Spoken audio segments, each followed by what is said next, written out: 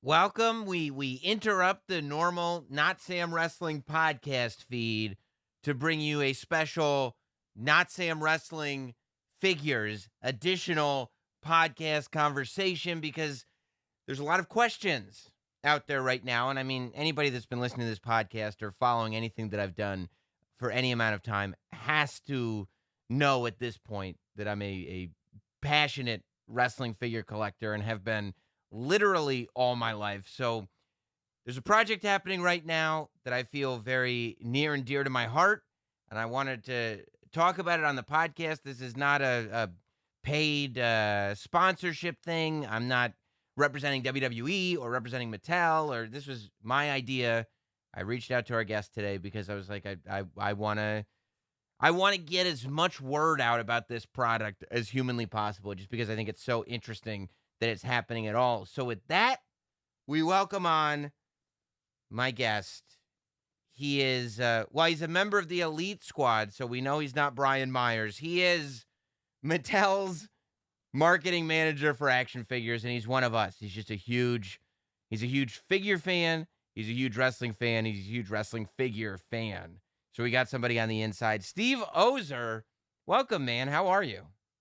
I'm doing good, Sam. Thank you so much for having me today. Yeah, of course. So obviously, we're here to talk about the Ultimate Edition New Generation Arena, which I know that, when we announced it at Comic-Con, as you know, all those reactions were like so legitimate. That was the first time. I know it's the first time I'd seen it. I'm assuming it's the first time Johnny and everybody else had seen it too.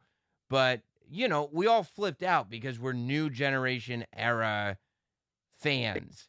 Um, how do you feel a closeness to the new generation? Is that why this product, one of the reasons why this product is existing? I mean, I'm very close to the new generation, but I mean, I'm a lifelong diehard nonstop WWE fan. Back from the golden era through now, never fell off the wagon. I know some fans come in and out, because of life or whatever, but I mean, every moment in time and every generation is near and dear to my heart. But new gen, I mean, that was like golden era, phenomenal, unbelievable time in the business, and then you transition to this new generation era where the business completely changed. The in-ring style completely changed, the type of athlete completely changed, and it really shaped where we are now and the product we see now and the athleticism that we see now. So yes, absolutely, like super special era for me, and really anyone who is watching now should thank like those new generation performers. Yeah, and I also I've thought about this a lot, and I think one of the reasons why the new generation speaks so much to me is not just because of the age I was, but when you think about it, it's like the new generation was the first time that we really saw that WWE could continue without Hulk Hogan. That it wasn't like, because Hulkamania and WWE were synonymous for those first 8 WrestleManias. It was like you didn't have one without the other. The two brands were almost equal. And the idea that you would have a WWE without Hulk Hogan almost on any level was like, what does that even look like? So I feel like it was those new generation stars and the rise of Shawn and Brett coming through that era where it was like, no, this isn't about one superstar's star power. There's enough talent here that this brand can not only exist but thrive for a really long time. Oh yeah, so many stars were elevated and made. And I mean, look at what happened in the aftermath, attitude era, explosion of the business all over again. And that was, the seeds were planted during the new generation for that to happen. And I'm glad you brought up like Hulk and the generation before, because talking about this item, like it's not even new generation exclusively. Like Hulk used that entrance at WrestleMania 8, Yeah. and probably during his comeback, the following year. Ric Flair, the Legion of Doom, Ultimate Warrior. So many of our favorite golden era talent also came through that entrance after it debuted. So I mean, to me, it transcends even new generation. Yeah, I agree. And I think that the new generation is kind of a catch-all for so many things. And I think some people think about it for different things than others. But when you're the aesthetics of the new generation, and specifically the place at the arena that you guys are doing with the entranceway and the way the ring looks and everything. I feel like it captures this really cool time where you've got the tail end of the Hogan era, you've got the complete new generation era, and then you've got the beginning of that attitude era before stuff had really transferred over when you still had the red, white, and blue ropes and you still like the in your house era where you could see the attitude era kind of poking through, you know? Yeah, so I mentioned a lot of the golden age stars using this entrance and being featured in this arena type of a setup. But you look at the opposite end of the spectrum, and so many attitude era stars walked through this entrance as well and wrestled in this ring with the red, white, and blue ropes. Austin, Rock. Obviously Sean was still around, Hunter, as he was transitioning into Triple H, like all that occurred, during the time frame where this entrance and ring were being used. Yeah, and I kind of love that if you go through like anybody that's been collecting for a long time, I feel like it's pretty rewarding because you guys have done a Ringmaster figure and you've done a Hunter Hearst Helmsley and you've done, the SummerSlam 95 Sean with the blue pants on and everything. So there's so much, I feel like, in terms of display.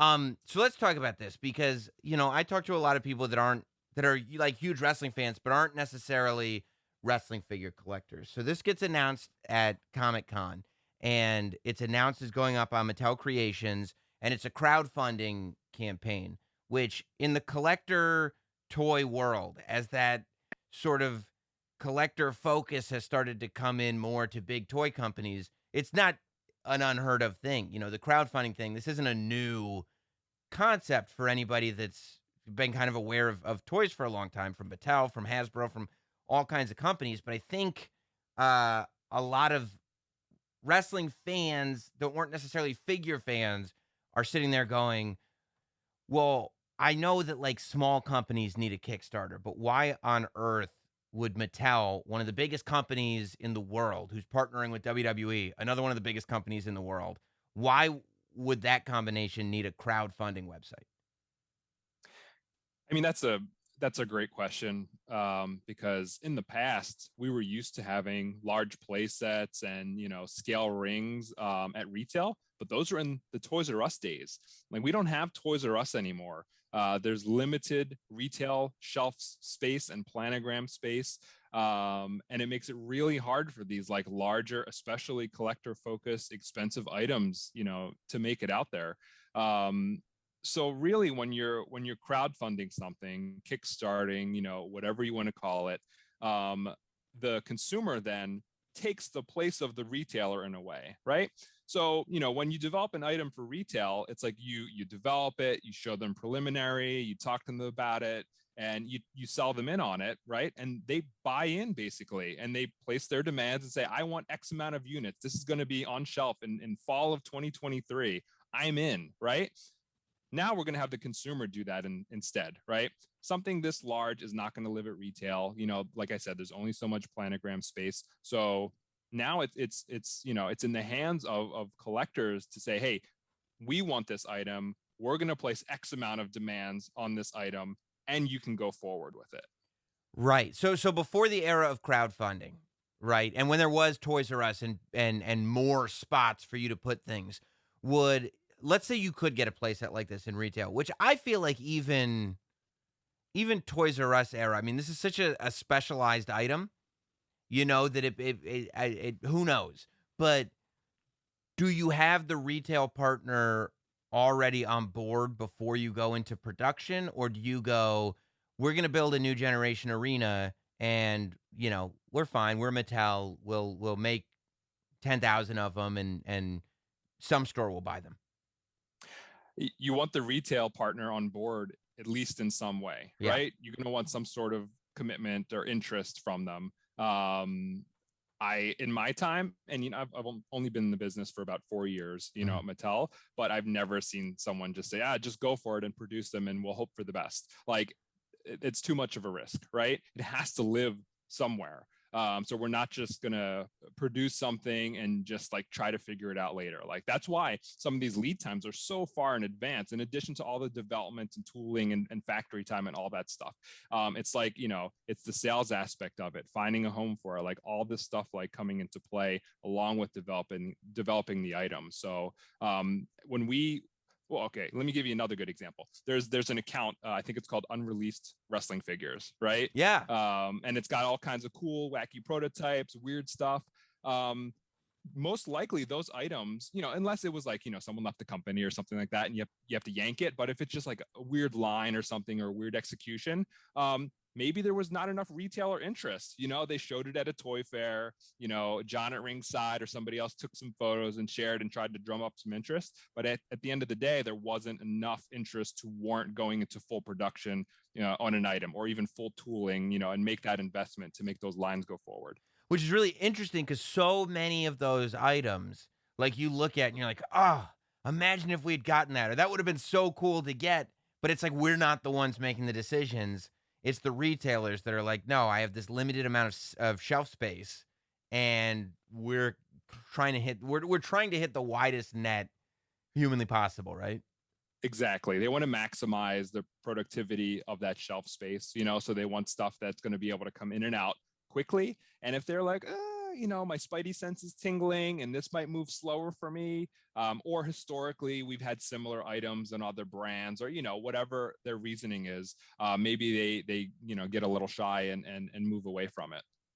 So when you're developing this arena, I think that one of the things, first of all, so I watched the video that's at Mattel Creations of the whole thing, and I think, and I know that I look at this stuff so closely, and I don't think that even I'm gauging, somebody who's as enthusiastic about this project as anybody could be, how big the entranceway is. Like I had this thing, like I was watching like when the sort of the animated Diesel figure came out through it, and I was like, oh, that's cool. And then real quick, I just did some math, and I'm like, well, the figure's got to be, whatever it is, 6.5, 7 inches tall. It's an ultimate, and I'm like, it's not even like I don't see the top of the entranceway when it comes through. How big physically is this new generation entranceway that you guys are doing? It's really massive. You have to think like Diesel was a 7-footer, right? Right. So that figure is over 7 inches tall because WWE is kind of out there on e-com or whatever as a 6-inch scale line, but it's more of a 7-inch scale line. Mm-hmm. So Diesel's significantly larger than that. And you can see on the photos and whatnot that thing kind of even towers over him. I don't have the dimensions. Obviously it's in development and it may just like, grow or shrink just a tiny bit. So I think that's why we haven't released like exact details of that, because that was just a 3D printed prototype, right? Wow. So it's not even tooled. So before we want to announce like real dimensions, we want to make sure that's accurate information. But long story short, it's massive. Diesel is already huge, and that thing completely towers over him. So yeah, I think that's another thing that people might be a little confused about. Like I was literally having a conversation with somebody today. So the way it works right now, and we're gonna get to the Macho Madness announcers pack in a minute, because I think you blew a lot of people's minds yesterday morning. Like when I woke up and I just started seeing this stuff, and I'm like, wait, and I had to go, like, I went and found the Major Wrestling Figure podcast interview that you did so I could get all the details on this, because I'm like, I want to make sure that I'm reading what I'm reading right. So I can't wait to get into that. But the way it works is this thing only gets produced if there's 5,000 backers. At 5,000 backers, you'll get the ring, which again we're going to talk about in a second. You'll get this massive entranceway that is the WrestleMania 8 neon lights entranceway. You'll get the Ultimate Edition Diesel figure and the Macho Madness announcing pack. So that's what you get at 5,000 backers. At 7,000 backers, if it gets that high up, and I really hope it does, because this is like, yes, fingers crossed. is the Doink Ultimate Edition figure that's getting thrown in. And then at 8,000, it's ring skirts for both WrestleMania and for In Your House. So I was having a conversation with somebody today, and we're both like, okay, I would hope that with this Macho Madness pack that enough people are like, okay, now the value, if I was questioning the value before, I feel like the value is there. It's 2 figures. It's the accessory set. It's the entranceway. It's the ring. It's everything. And then my buddy goes, yeah, and you know what? I mean, they've gone so far with the Doink figure. I'm sure it'll come out eventually anyway. And I told him, in my opinion, probably not. Like, that will probably end up on that Instagram site because for a couple of reasons. Number one, Doink doesn't exactly fit into the Ultimate line as the Ultimate line stands now.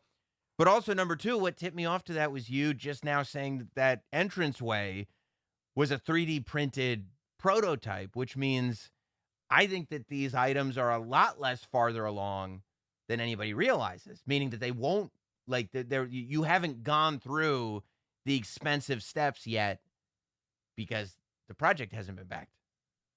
Correct.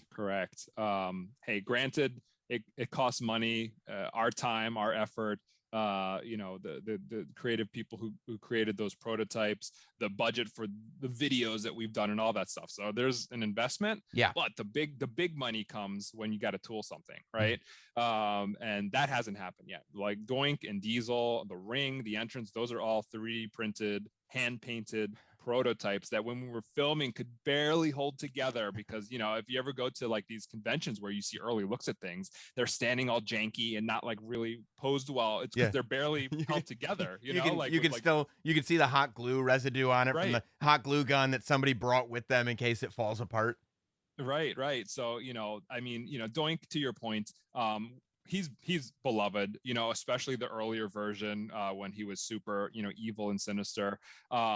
But he's not a great fit for that Ultimate Edition line. It's like Ultimate Edition figures are more of those like, talents that completely transcend the business, like your Jeff Hardys and Rocks and John Cena's and Hulk Hogan's, So that Doink figure, like he's not going to come, right, unless we get to that 7K as an Ultimate Edition. Can I say we'll never do a Doink ever again in the history of wrestling figures? I don't know. I can't say that, right? But we're not going to get a Doink Ultimate if this one doesn't go through. That's wild, man.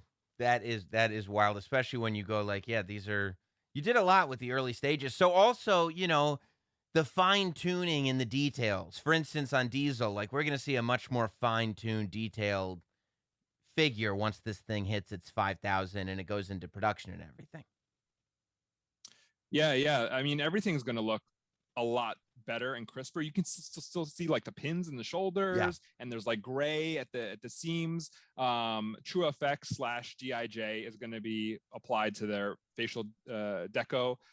So as we progress and show the progress of this, because it will be backed, as we progress and show progress, you'll see like step by step, like these things getting better and better until we get to final product. And hopefully, at that point, you'll all just be blown away at how amazing everything really looks. There's going to even from the point where we first started filming and shooting that entrance, as we progressed to the final videos and everything, the lights just got brighter and brighter and more vivid and really just like lit up the entire thing. So even in that small window of time, there were huge improvements.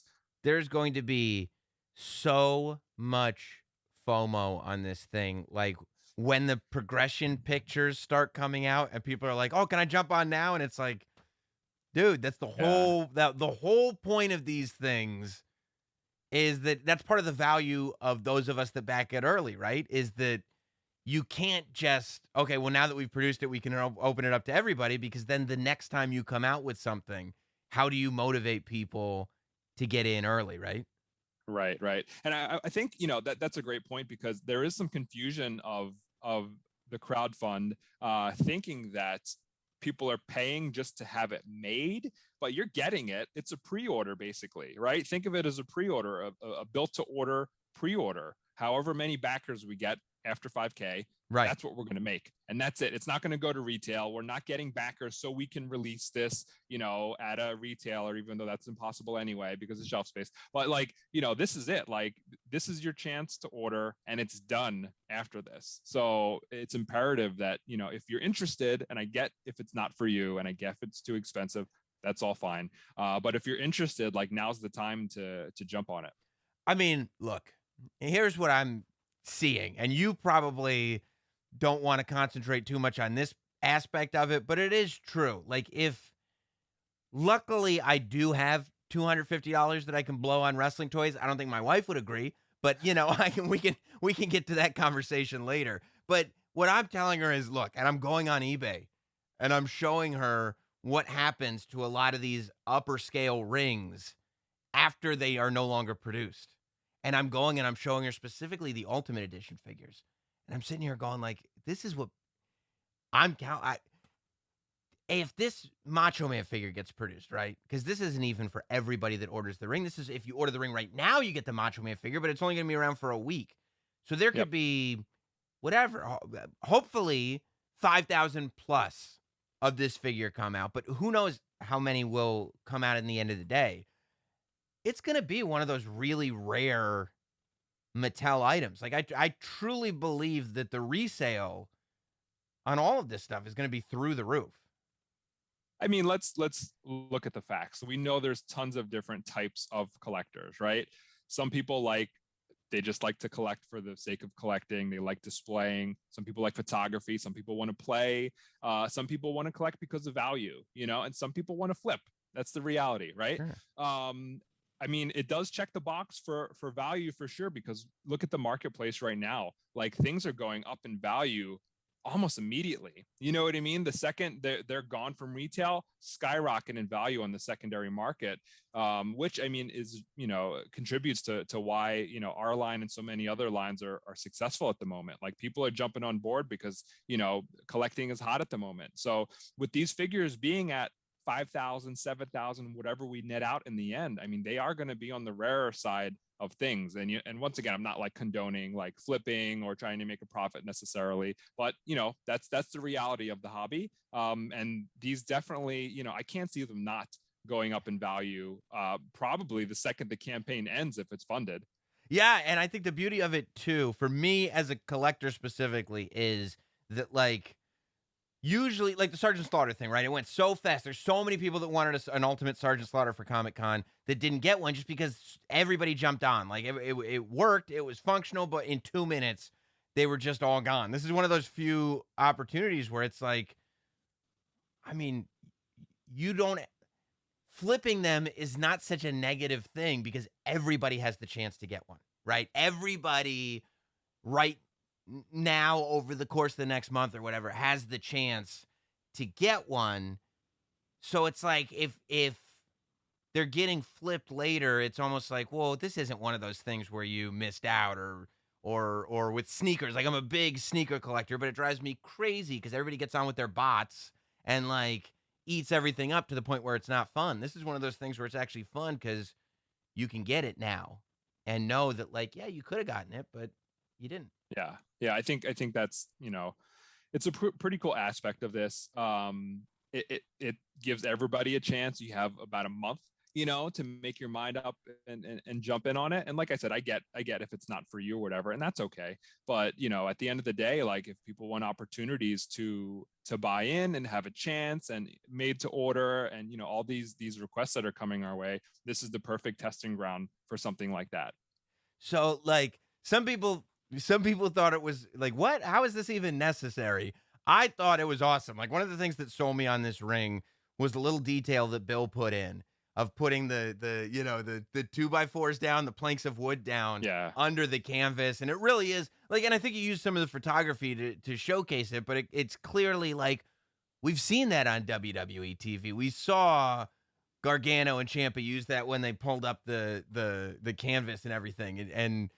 But looking at it and seeing the wooden planks that are laid down before the canvas, seeing that the under the ring apron actually looks like a ring frame this time instead of just something that is kind of meant to be like, okay, yeah, you're gonna put the ring skirt over this anyway, is so cool. Do you know how many pieces the bottom layer of the ring is actually gonna be? I can't imagine it's actually like each individual 2x4 is gonna be a separate piece. No. I think it's 3 pieces total. Okay. Making up the base. We want it to be secure also, right? Of course, yeah. Because obviously people will display, people will do toy photography, and people will play, and they're going to want to throw figures into it, So it's got to be durable. It's got to pass safety testing. So there's three separate pieces as of right now, right? That could change, but 3 separate pieces making up that base. And I mean, you did bring up it'll be covered up, but for toy photographers, which we all know is huge, like think about the possibilities there of like Terry Funk ripping that mat off and trying to pile drive JYD on the wood planks, or someone trying to ram their opponent's head into the exposed steel surrounding the ring. So it's like you have so many more possibilities with those added details that go beyond just the thought of like, well, it's covered up and it's going to sit there, Yeah, especially because the canvas and the ring aprons are 2 separate pieces. Like we've seen the rings done where the aprons and the canvas are kind of one piece that drapes over.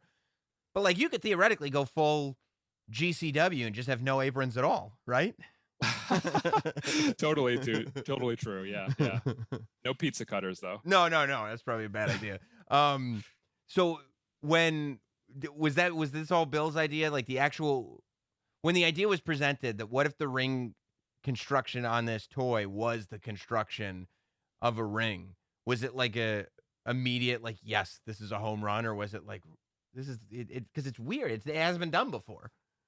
I mean, the ideas of the details and the wood planks, that was all Bill. Yeah. 100%. So it was genius. It's never been done before. And it's just visually so cool. So, kudos to him for the idea, because honestly, you could have just done a straightforward, just rescale what we did before, right? Because we wanted to fix the scale of the ring, obviously, and just go with it that way. But he went the extra mile with all these extra details. If we're tooling up new parts anyway, why not make them as cool as possible? With the entranceway that lights up and everything, we said it at Comic-Con, the most LED ever put into anything Mattel has ever done. Is this a deal where it's going to be like an on switch and off switch, like you turn it on and that's the pattern, or is there more to it? It's battery powered, first of all, because I have seen that question come up a lot. So it's replaceable. Someone asked me, once it dies, is it done forever? So no. You can't plug it in. It's just like right. sealed in batteries like an iPhone, but no charger. So yeah, it is battery powered. And are we talking double A's? I believe double A's. Okay. That was the goal, smaller. We didn't want like, D batteries in there or anything. Right. So yeah, I think it's 4 double A. Like I said, that could change. They're still in development. But most LEDs ever, well over 20. Don't know the exact number, but it's a lot. And then there's an on and off switch, and there's a button to toggle through various like light cycles, right? That's what I was so there's wondering. some of them that are straight out of content, and some all new. So you have a bunch of them because you used to flash and strobe to everyone's various entrance themes, or just completely just stay on. So that's an option as well. Once again, great for toy photography. All the lights on at once. So tons of options there. Or even for play, right? Like, I mean, as a kid, I was so detail oriented as a kid. I absolutely would have toggled to whatever the, lighting pattern was for the entrance, and then toggle back to the solid, because they're not going to leave the lighting pattern on while the match is happening, right? That's ridiculous. Exactly. And I know I'm already, as soon as I get one myself, I'm going to be, cycling through classic theme songs while watching the light patterns, flash off. Yeah, that's gonna. I mean, everybody's just gonna have their iPhones like right next to it, getting ready to play everything as they go. It's so fun. So okay, so the curtain. Let's get into the details. Like, yes, is it? Because I'm trying to think. Like, it must be. It's so big, and you have to hold everything up. Does the curtain go all the way through, or is there a hard back to it? And then, because I see that there's a fabric curtain in the front. Does that curtain go all the way through to the back, or is there a hard backing to it? There's no hard back. So we actually tried to do some footage of the figures coming through the curtain, but since they were prototypes, they were falling apart. So I was the hand model during that shoot, and I was trying to push them through and get a little action, like, shaking around or whatever when they come through, just to demonstrate the curtain. Yeah. And it's like the head would fall off and the arms would fall off. So you can just push your figure right through. It's 2 separate curtain pieces, so you can come through right the center of the curtain. And it's a really nice quality material.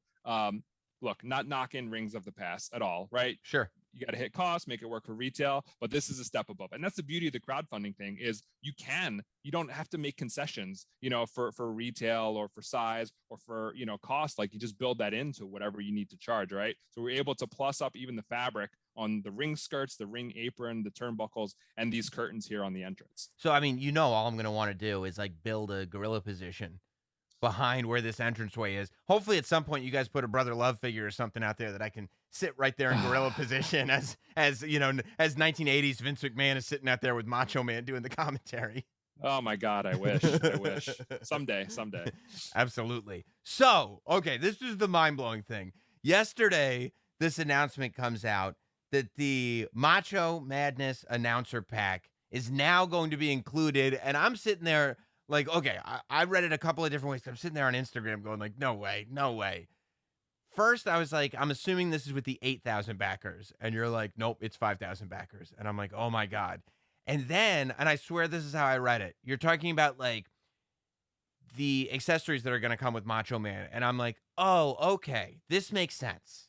They're going to just include the jacket and you can put it on your current Ultimate Edition Macho Man. And then it was like, no, it's a whole, it's an entirely new figure that is coming with this thing. So now at 5,000 backers, you're getting 2 Ultimate Edition figures. So this Macho Man figure, firstly, well, let's get into the accessory pack first, because we'll probably want to spend more time with Macho Man. So the accessory pack is really cool. It's the table with the blue tablecloth over it, so you can put it right there at ringside. It's got 2 of the old school boxy monitors. It's got 2 microphones, which I looked and I love the detail. It's the new generation logo on the microphone with the yellow WWE and the blue box. Yep, which is slanted. Yes, and the slanted, yeah. 2 blue chairs, which I heard you say is the first time you guys have ever done blue chairs. And we all know, in the early 90s, for whatever reason, the market was cornered. Every steel chair was blue. It was only blue. And then, of course, the 1 headset. And we'll get into why there's only 1 headset. But yeah, so I think that this is really cool because now, and there was another criticism that people had was, it's not an arena. It's a ring and an entranceway. I feel like now that we've got a table at ringside and we've got chairs and everything, that really does transfer it into a full kind of arena set, right? Yeah, and that's the idea of that portion of the set. Like, this is the new generation arena. What can we add to this that is just going to make it even more of an arena and add to what we're already doing? And one of the natural thoughts would be the complete announcer setup from that time. So it's like those chairs, as you said, synonymous with 80s and 90s WWE. And I can't believe we haven't done them yet, but I guess it works out now, right?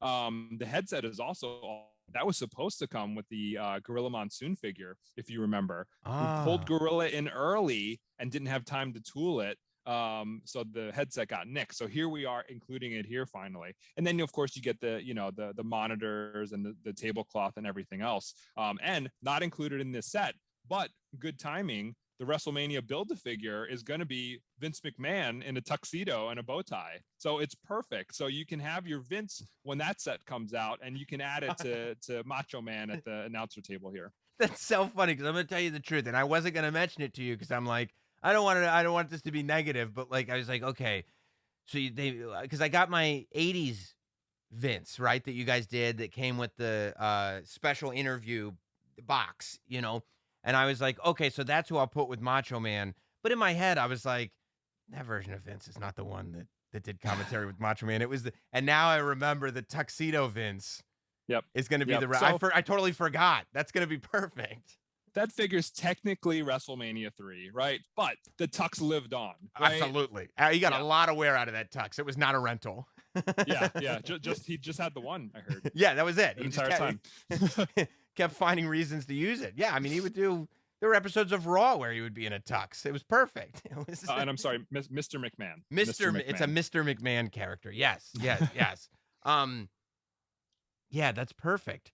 So then Macho Man gets added to this thing, which is great because there hasn't really been commentary was such a big part of the end of Macho Man's career in WWE.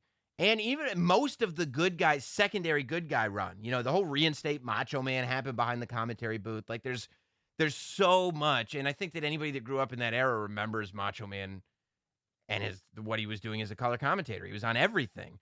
I flipped out, so I go, okay, WrestleMania 10 is a great choice. That's the attire that he's going to be in, the black and the silver, which is like so intricate and decadent as an attire choice for Macho Man. I love it. The soft goods jacket, which, you know, I can't get enough of that. I flipped out for the Ultimate Edition Macho Man that you guys did with the soft goods jacket with the white and the green streamers and everything. Don't forget the way back when, the defining moments soft goods jacket from WrestleMania 7, which is an absolute classic. So now we've got WrestleMania 7. We've got WrestleMania 8, no jacket, but we've got the WrestleMania 8 version. We're going to have WrestleMania 10 now. We don't have the macho toga yet, but, you know, who knows what's going to happen. But the thing that I thought was really cool was, since it's the Ultimate Edition line, you could do more accessories. And this Macho Man not only comes with a cowboy hat that's removable, but he comes with a second cowboy hat that has a headset sculpted so that it's under the cowboy hat, so he can wear his hat with his headset the way he would when he would do his on-cams. Yeah, I think that was one of the super memorable things visually about Randy when he was doing commentaries, how he wore that headset, right? Right. He just had to, like, you know, rig it up, like, you know, getting out of the way of the hat. So Bill's gonna have it sculpted that way. And it's just perfect. So you kind of get your 2-in-1 Macho Man. You get announcer Macho Man with the headset, and you get his final WrestleMania appearance, which, I mean, historically is like, holy smokes, you know, and his career lived on for years after that. But I mean, as a WWE guy, like, it doesn't get better than WrestleMania, and more important than WrestleMania. So Randy, his final WrestleMania appearance, the gear is off the charts. I thought we could never afford it, period. But this being its own weird anomaly item, like this was the spot to get it in. Plus, since there's two cowboy hats, if you want to make the Repo Man steal his cowboy hat, but not the headset, you just put him in the regular cowboy hat and the Repo Man can get it. There you go. You can use your Jack's Repo Man to recreate that. Yeah, he'll just be like super muscular, and you're like, why is Repo Man so big? Right. So when did you, like, what's been amazing about this campaign, and like, this has nothing to do with WWE and Mattel. I've worked for many different companies, and doing things in big companies, it's really hard to get stuff done in general. There's just a lot of moving pieces to everything that big companies do. It's everything. So I've kind of been amazed at the motion that this crowdfunding campaign has had. You know, I think that when it first came out and there were people that were like, I don't understand why you have to take the money up front. That's unappealing to me. And you guys answered it with like, cool. We didn't even, it was an oversight. We're not taking the money up front anymore. There's going to be a hole put on the card, and we're moving in that direction. Now people are like, it doesn't feel like an arena, and it doesn't feel like we're getting our value. You're like, all right, how about this? How does more product sound to you? How about we leave it exactly the same, but you get more product? The credit card thing I could see. The more product thing seems like impossible to get done, to tell you the truth. How and when did the whole Macho Man commentary pack come into play? Well, I mean, going back, we had ideas. Macho Man wasn't an idea originally, but we had some ideas in case, like, out of the gate, you know, first weekend, oh my gosh, we sold 10,000 units, 20,000 units. Hurry, we got to do something, right? So we had some you know, things ideated that we could move on.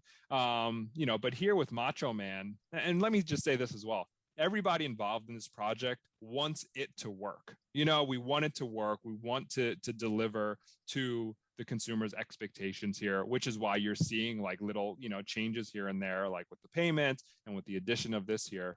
So, you know, as we were seeing the early reads on this, it was slow, you know, it was slow out of the gate. So we wanted to see like what we could do to, you know, incentivize people who are on the fence to buy in. And, you know, one of the comments was the value, the price value perception of the item, like, just wasn't there. And, you know, the financials and the cost, the $250 for what you were originally getting, it's all accurate. Like that's what we need to do to make the item profitable. So you might think, how are you adding more to it then? Right. So what we did is took some of that marketing money and we're investing that in this early bird bundle. And that way, instead of spending money, on social media ads, which we still will, just maybe a little bit less, right? Or various other things, we're putting that into a product that is really going to give back to the consumer who is supporting this from spreading the word, because that's what's so important with these, is like the community, us as a community, all talking about it, spreading the word, being positive and encouraging, not bullying, because I am seeing that too. Please don't bully. Yeah. But like, well, people want it, and I've seen that too. And it's like, look, there's plenty of figure collectors that just don't have $250 sitting around to spend on toys. Like, you have to understand that's a thing. That's why this is a limited edition thing, because it's not for everybody. Like, and I'm sure you guys appreciate the enthusiasm and that people are so passionately want to get this made. But yeah, like there has been some, well, no, if you don't back this, I'm not your friend. It's not going to happen. It's like, I don't know if you've seen I Think You Should Leave, the sketch comedy show on Netflix.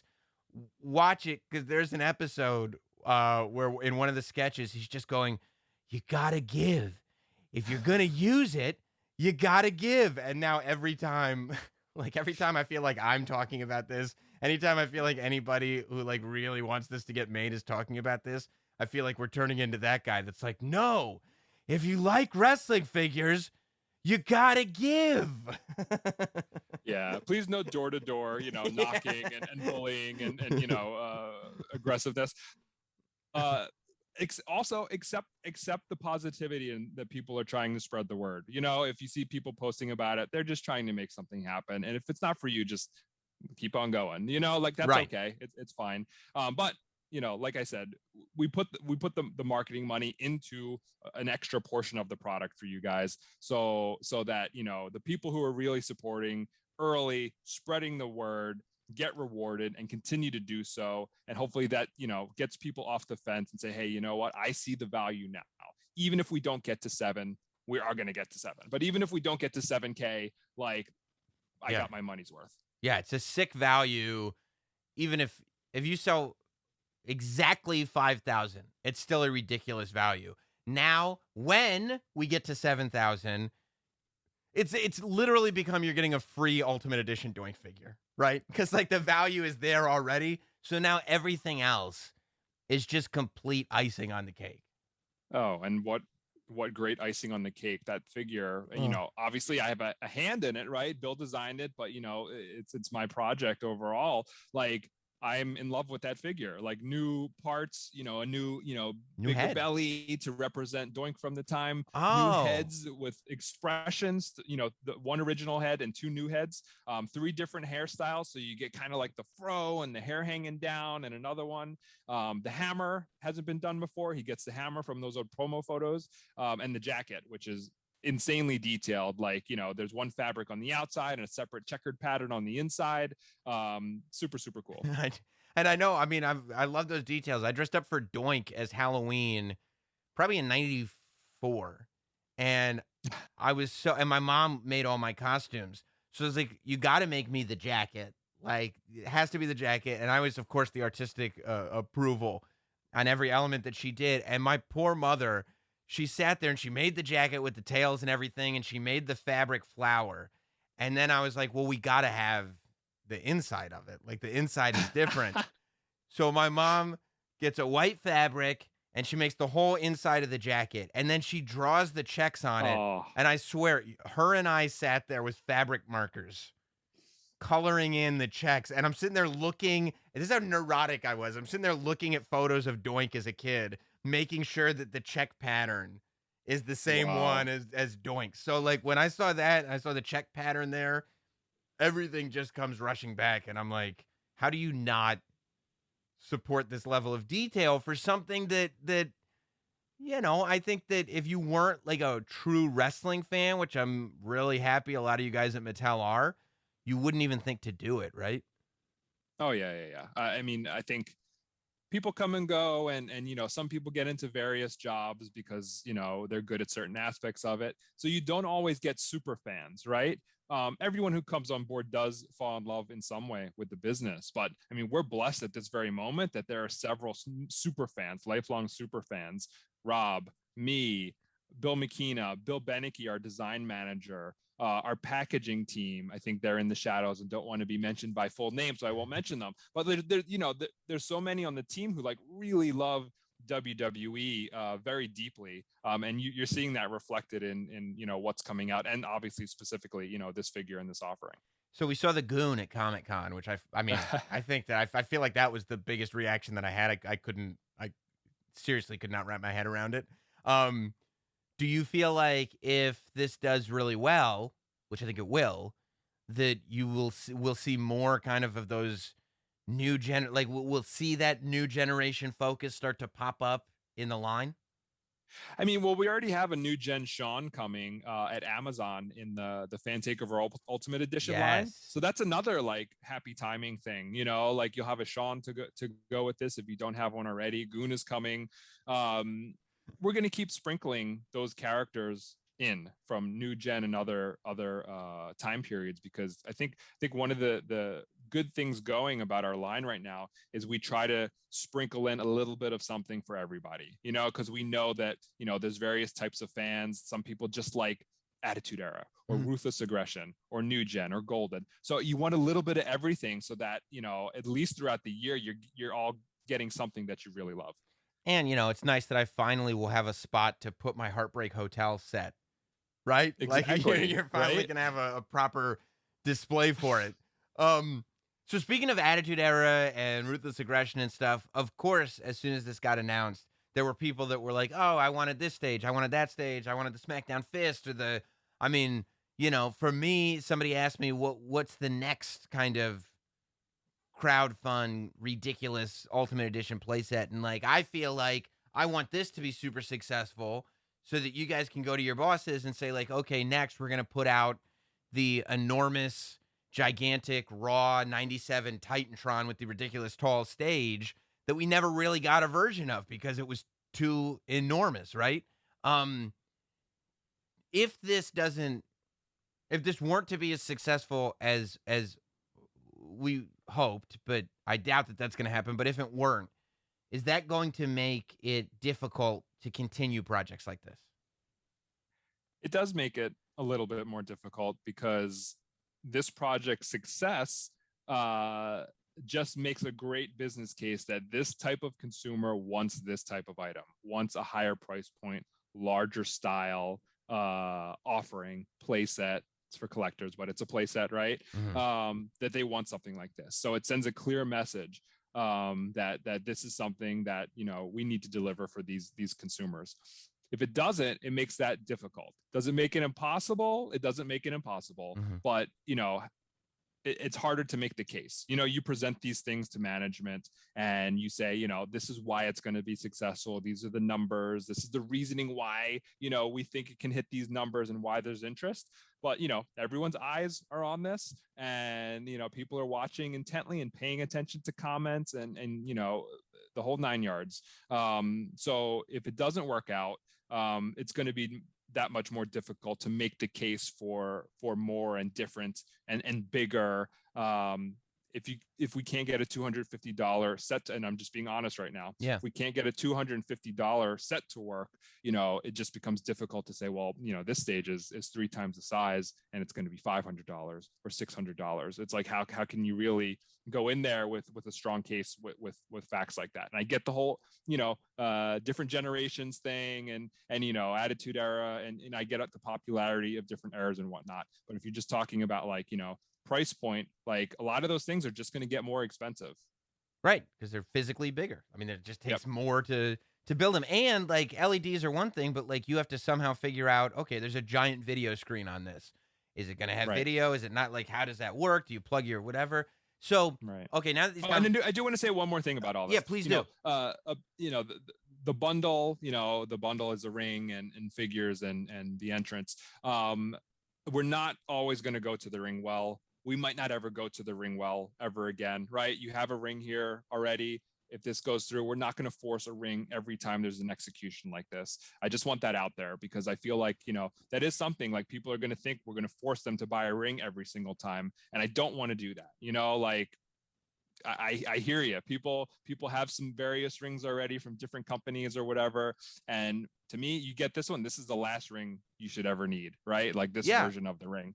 And if we get to some sort of Hell in the Cell or elimination chamber or whatever, I want to make that easy. And maybe you just hypothetical, but maybe you just get the ring skirts and the black posts, and you could just convert, this ring into that. I don't want to force people to have to get like the same version of a ring over and over and over again. Yeah, I mean, I think, if you guys were to do a Titantron or something like that, all you'd need to hit me with is a couple extra red ropes and some raw ring skirts, and like we've got the frame here. Like there's no reason to have 10 rings, especially because who can display 10 rings? Like you can't realistically do that. I think that's good. I think that's smart, and it's also it's a load off probably to some people who are worried I'm going to get stuck with 10 rings, but also, what happens if a Titantron comes out and you're like, oh man, I really wish I had a ring to go with that. Well, guess what?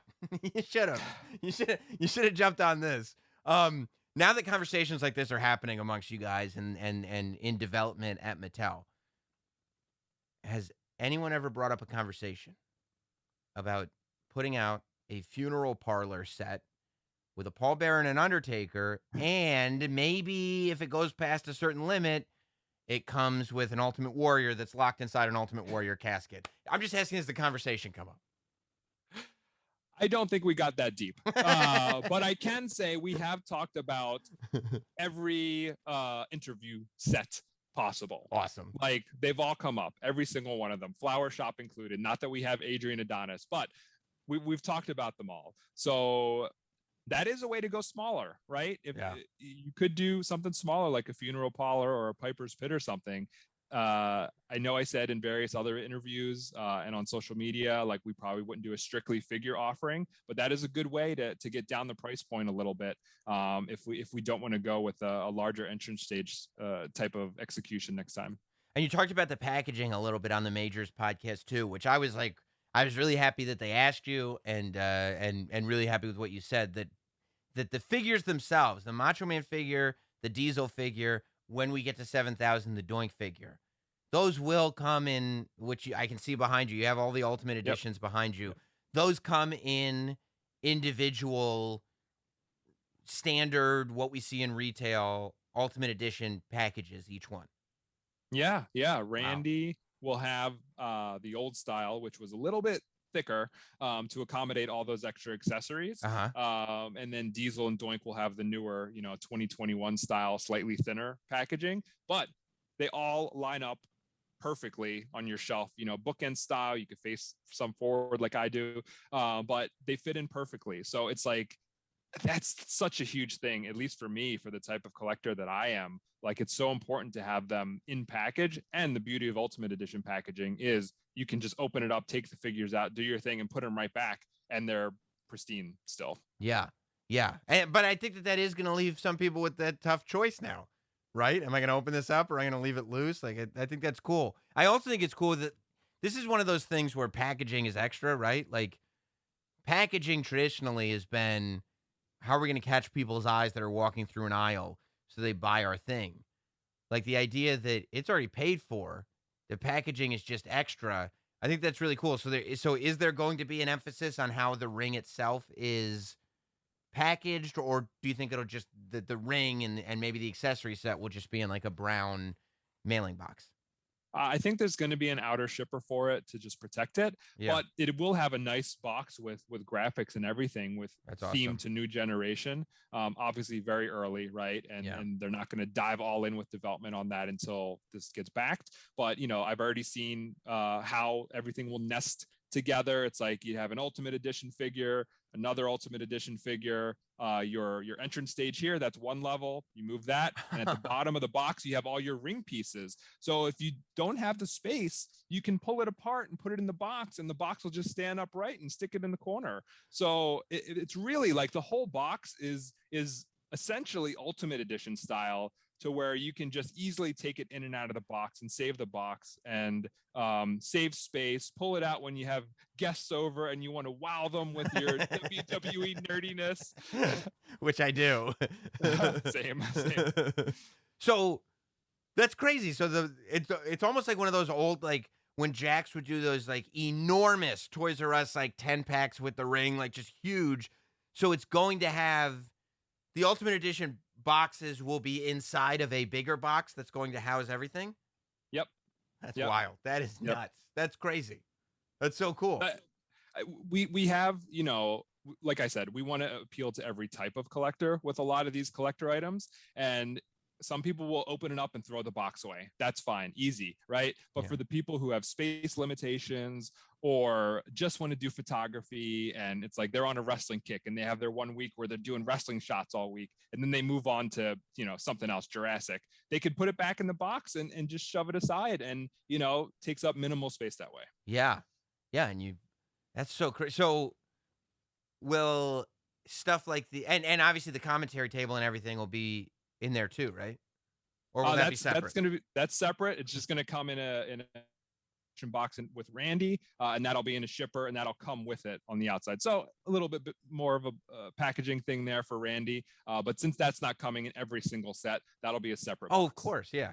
Of course, it's not coming in every single set. So how could you package it all together? Oh, that's interesting. Oh, but so and I know we're going way into the weeds with these boxes, but so all the Randy stuff will come together in one box, and all the other stuff will come together in this other box. But it's all going to get shipped at the same time. Yep. Do you have any idea on time frames, like for everybody that backed it? Like, what kind of a wait are we looking at once we hit the end of the month, which is when the campaign ends? You have any idea what kind of time frame we're looking at? So, you know, the broad goal is to get this in everyone's hands before next Comic-Con, right? Yeah. Because then we can talk about all the new exciting things that are coming, you know, across all our various lines and whatnot at Comic-Con and focus on the future. It could come even sooner than that. It could come a little bit earlier. It really just depends, you know, like if this would have hit 5K that first weekend, they would already be the green light in China would have already went off and they would have been rolling on getting it going, right? Interesting. They're doing a little bit slower now. They're developing it because they're anticipating it going through, but it's like you hit the gas when you hit that 5K. Yeah. So the sooner we hit the 5K, the sooner you actually get it. Right. The sooner it'll go into production. Right. The sooner you'll get it. Yeah, that's awesome, man. Well, look, I mean, I feel like I'll probably come up with a question because I've been, you know, thinking of questions about this since we introduced it. You know, I had to make time for the rest of the panel when we were at Comic-Con. Otherwise, I would have just sat there with you guys, being like, no, back to this ring. I got a couple questions that I need to ask you. And we cut so much too for time. We went way over. Yeah. I felt like Comic-Con this year was one of those where, like, especially I feel like me, you know, I know because Gargano, Adam Cole, and myself, I think Takeover was like pretty quick after we had done the panel. And we all, I mean, that's how legitimate these panels are. We were all sitting there going like, oh, it was so cool when they did this. And remember when we did that? And blah, blah, blah. Like, the other thing that I like about you, Steve Ozer, who is Action Figure Attack on Instagram, is you'll go live quite a bit for unboxings and stuff like that. And I always like looking at the trophy case behind you, because there's all kinds of Easter eggs and stuff that hasn't been released yet. Like I've been watching the whole time we've been talking that you already have the Amazon Hogan. What? I check for all those Easter eggs, and I'm sitting there following like Big Heel and stuff, who posts whenever anything's in stock on Amazon, and just trying to jump on it. I got my Jeff Hardy's. It's fun to do those things, and you know, at this point everyone knows we're working from home, right? So they know that I have some of this stuff already. So if I can show something a little bit early, even if I can't hold it up to camera or whatever, I'm going to do it for you guys and for all the collectors out there, because it's fun to see, you know, little sneak peeks early. And I think with WWE, I think in general as action figures, we do a great job of sharing super early. Like you have renders, right? Renders of figures, gray models of figures. And that's exciting and important, and I always like that, before I was on the inside, and that's why we make it such a important part of what we do now. Well, Mattel Creations is where everybody can go. You can Google Mattel Creations. I think you go to creations.mattel.com or mattelcreations.com, and Both work. yep, Both work. both will get you there, and you'll see the ring. You'll see the big Macho Man logo where it's like, hey, by the way, we got more stuff. I mean, it's so cool that this is happening and that this is the way that you guys dealt with it. I love that this is the way that it's like, okay, like this isn't going quite as quickly as we wanted it to. Let's give them more value. And I mean, that's the way to do it. And it's not, and you could have gone real cheesy. I'm going to be honest with you. You could have gone real cheesy and been like, well, guess what? We got even more at 8,000. And you're like, okay, well, we're like, the fact that you did it at the 5,000 tier is like, I think that's very cool. And I hope that people respond to it and respond to it in a way where it's like, this is one of those times that doesn't always happen, where a big company is actually listening to feedback and acting on it while they can. I think that it's a cool thing. And the feedback thing, we hear what else people want, right? Yeah. This is in motion right now. So there's the train's not stopping on this campaign. So this is what we're pushing. That there's no pivoting away from the item at this point if you're not interested. But I'm hearing all the other requests and suggestions loud and clear. So I mean, crystal clear of if I had to map out everything right now, I could probably plan out the next 10 years worth of items like this. I just realized that the Bob Backlund that you guys put out is perfect to get jackknifed in 8 seconds in the middle of the new generation Madison Square Garden Arena. Perfect. It's got to happen. Perfect. It's got to happen. Yep. And by the way, that blue table, don't think I haven't thought about this. The commentary table, the fact that it's blue, doesn't have to be a commentary table, right? If you're doing a house show, it could be like a timekeeper's table or one of those tables where like the ring crew would sit there, but not the actual commentators. Like if Diesel's going to jackknife Bob Backlund. Right. And, if we go a little earlier, I wish we could have a Mike McGurk sitting next to that table. That's exactly right. But we got to Fink. We got to Fink. Right. Fink is absolutely new generation. Fink was there for the new generation. Fink was there for WrestleMania 10, right? Announcing Randy in his garb. Now I want to do photography with Fink with this thing. Yes, absolutely. Well, I can't wait to watch it progress. The key dates that people should know. August. When does it end? Like, when is the last date for the whole campaign? The campaign closes August 22nd. So that is your final day to get in on this item. Which isn't far off. August 22nd is a lot sooner than people realize, but you can get in by August 22nd. But the key is that this Macho Man figure, the deal expires August 10th, right? 13th, right? Okay, so, we got till the 13th. Okay. Breaking kayfabe here, but we filmed that major thing earlier. Oh, gotcha. A couple days ago, and we didn't, we had to work out some kinks, and the launch got pushed back. So exposing the business. Yeah, so it's now ending on August 13th. So if you want that Macho Man figure, and you want to encourage even more people to jump in so we can get to Doink and get to the ring skirts, make sure to back before August 13th. You get your Macho Man, you get your announcer set in Ultimate Edition packaging, and you really encourage other people and give them confidence to back this thing as well. And then we can get to all those tiers. I'll tell you right now, I'm going to get multiples because I'm just going to flip them and pay for my original investment by flipping the multiples. Like it's going to pay for itself. It's going to be great. Once again, let's be real. That is totally plausible. I'm not allowed to do that. I will have two myself to keep, but I'm not allowed to do that. But I'm aware that people can do that. Yeah, I could do it. Nobody can stop me from doing it. I could definitely do it. And like, especially I'm going to get one where I can take it apart. That way it's like, hey, I'm going to sell it piece by piece. I'm going to piecemeal it. It's going to be great. Exactly. It's going to be fantastic. Yep. Well, I can't wait to see it, man. I'm so happy that you guys are doing stuff like this. This is, as a fan, as a kid who like built so many different things. Like I built a jail cell out of a cardboard box so that I could do the SummerSlam 91 jailhouse match between Big Boss Man and the Mountie.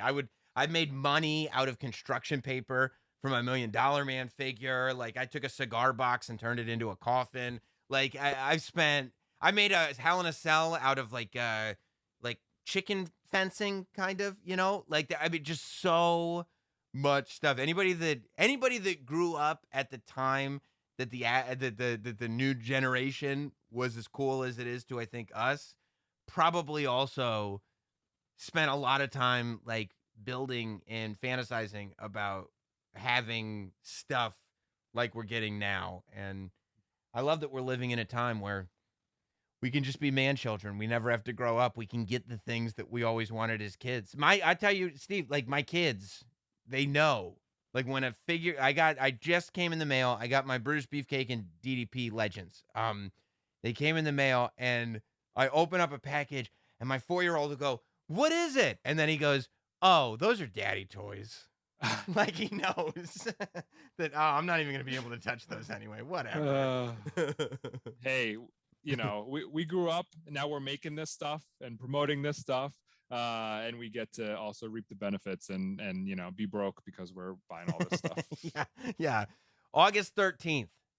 Everybody, if you want to get everything involved, if you want to get that Macho Man figure with the sculpted in headset, and that's one of those things, we will probably, if I had to guess, based on what I've seen in wrestling figures, we will probably never again see these cowboy hat with the sculpted in headset accessory. I can't imagine a context where that accessory would ever come up again. And you will regret, if you like figures, you will regret not having that. So if it's something that appeals to you, I would jump on board by August 13th and be a part of this thing. I really hope people do. And I appreciate you giving us all these answers, Steve. This was great. Yeah, thank you so much for this. Instagram Action Figure Attack. Everyone can reach out to me, and I'm super communicative on there. Sam, I mean, you and I talk on there all the time. Yeah. So this is a community that I love very much, and I'm trying to give you guys what you want. And let's make this item happen, and then more cool things to come afterwards.